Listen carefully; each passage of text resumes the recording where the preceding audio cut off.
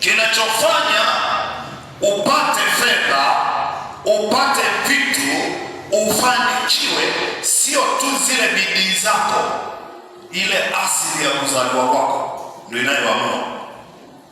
Sasa kama imekamatwa, kama imechukuliwa, wewe hata kama ungefanyaje, utakopa milioni, utakula zitaisha, utakopa milioni 10, yaani utakopa, wakati mwingine utaanza kuhamisha madeni.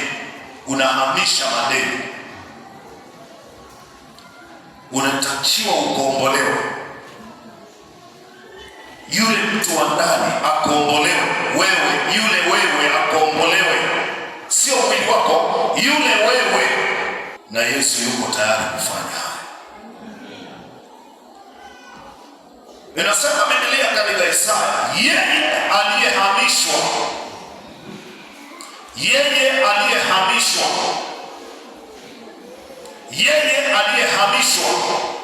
Mtu unahamishwa. Mtu unaweza ukahamishwa. Uzazi unaweza ukahamishwa. Mimba inaweza ikahamishwa. Kiungo chako kinaweza kikahamishwa. Alafu kisha ukawekewa kitu kingine kabisa kwenye maisha yako, uweze kufanikiwa. Kama umehamishwa uzazi, unazaa kwa namna gani? Kama umehamishwa mikono, utafanyia nini?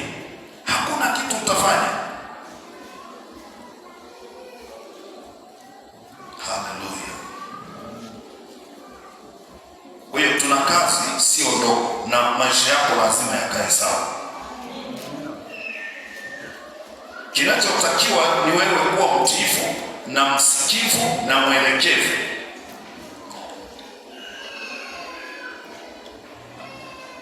Soma hapo mtu mmoja.